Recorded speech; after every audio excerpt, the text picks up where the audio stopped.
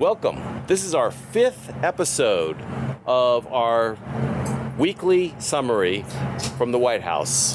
Thank God this is Friday, as we say. Welcome to this new episode of our weekly podcast. We are on a very critical time, a critical weekend for this American politics. The results that will happen next Tuesday and the developments that will happen over this weekend are going to have a very crucial impact on domestic American politics for the next 2 years at least.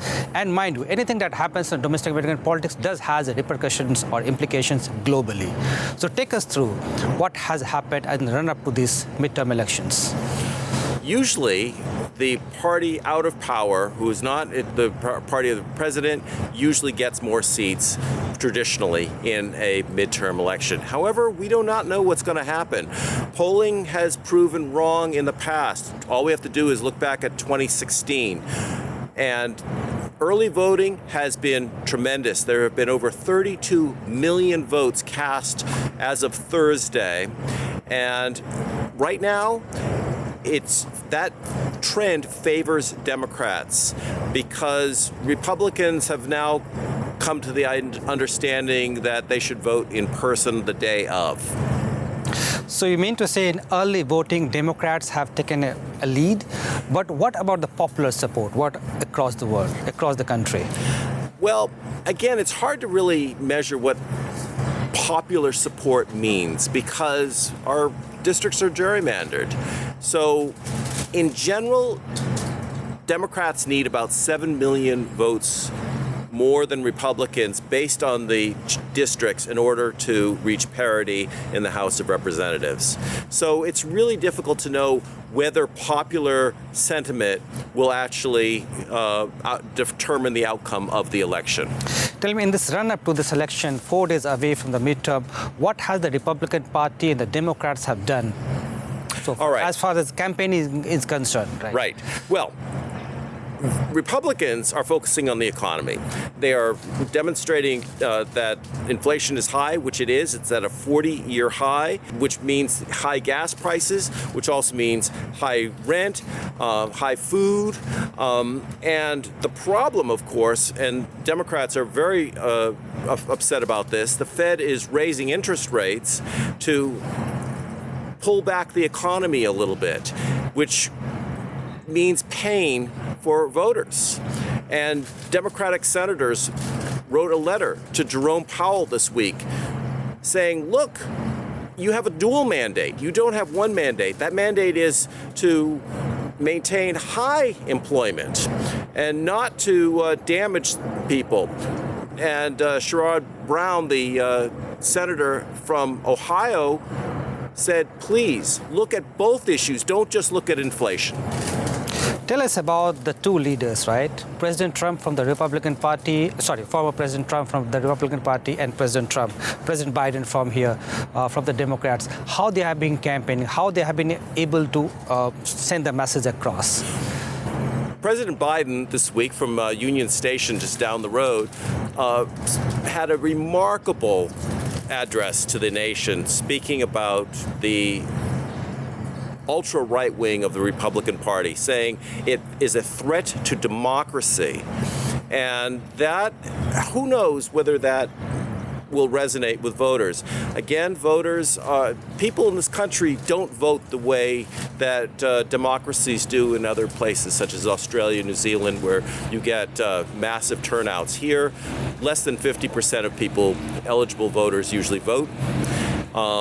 We don't know. Many Democratic strategists believe that President Biden should have been hammering that message home more, not just once. Is it too late for him? We don't know. Look, every election is different, and we just don't know. I spoke to a pollster years ago from Pew Research who said one of the misnomers about polling is that it predicts the future. He said all we can do is look at trends and look at the past. The past might predict the future, but it doesn't necessarily predict the future. Donald Trump is running on his message, which is all about him.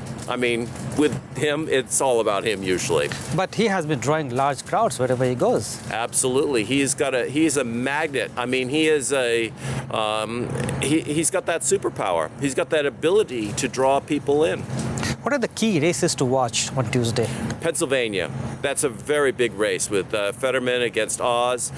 Arizona, which is Mark Kelly against Blake Masters. Yeah. The thing is these are swing states. Not every election matters. So all that election insiders do is look at swing districts, swing states. That's what we're looking at. So we're looking at Arizona, we're looking at Pennsylvania. We may be looking at Ohio. Ohio with Tim Ryan against J.D. Vance. Again, Ohio used to be a swing state. It isn't really as much anymore. It tends more to trend Republican. Again, we just don't know what's going to happen.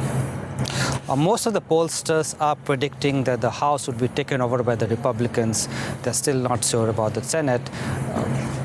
Debate is going on. Someone says Republicans will take over, Democrats will maintain.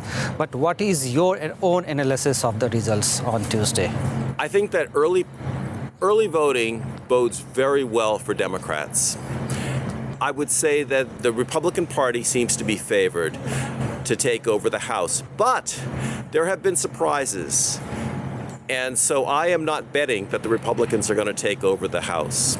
And furthermore, the Republicans then, this is the problem in a democracy, is once you have achieved power, you have to govern. And that's very different from demagoguing about inflation and all that.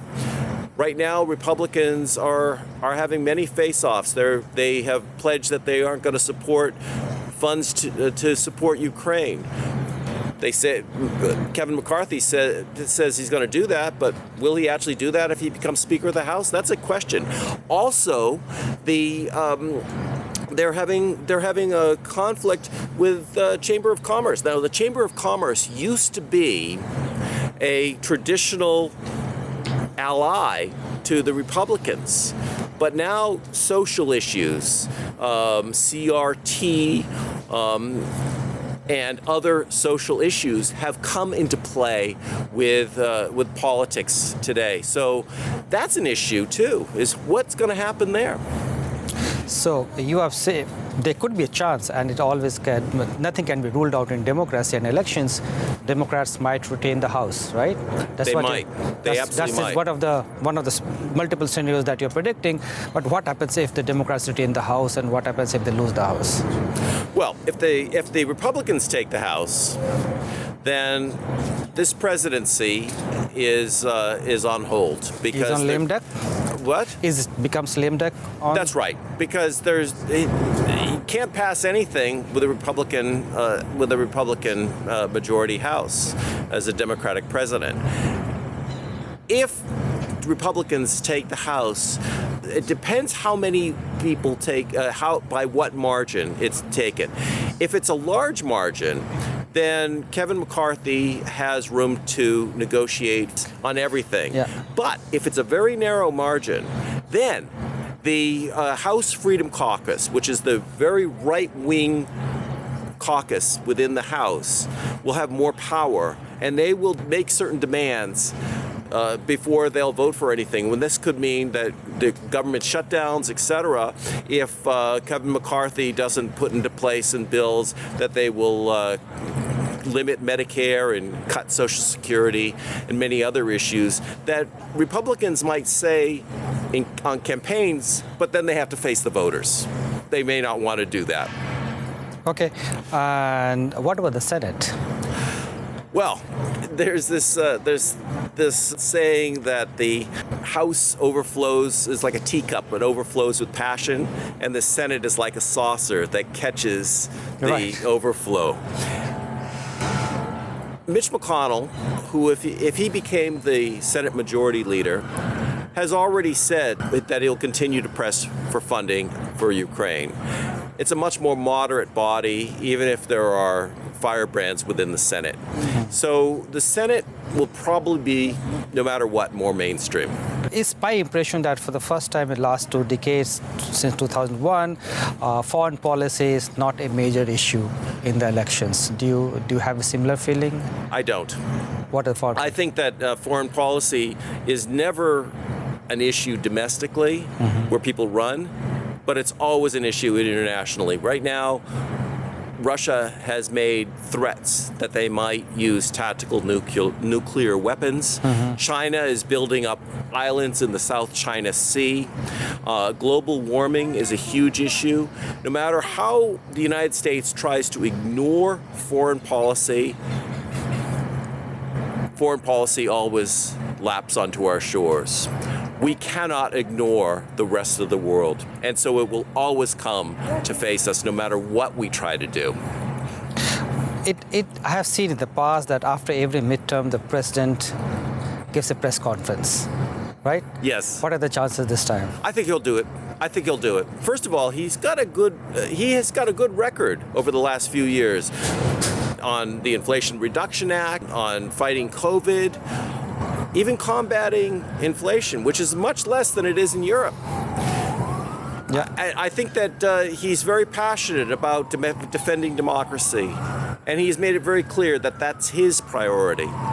But I am not sure. I am actually not sure. This is my prediction. I think it's a 50-50 chance whether he runs again for re-election. Why do you think so? He's got a good record. If the Republicans take over the House or the Senate, I mean, he may look at it and said, I've got a good track record here. I'll be like LBJ. I've done what I could do. It's time for somebody else to take the helm. And who that somebody else is going to be? I would imagine it would be a governor. I would imagine it would be somebody that we haven't even, like Bill Clinton came from Arkansas after all. So we don't know. But I think that is a distinct possibility. Well, with this, I think we should conclude our today's episode of Live from the White House. And we'll come back to you again next Friday. And meanwhile, keep watching domestic American politics. It's a very important time of American politics right now. It is. Thank you. It is. Thank you, sir. Thanks.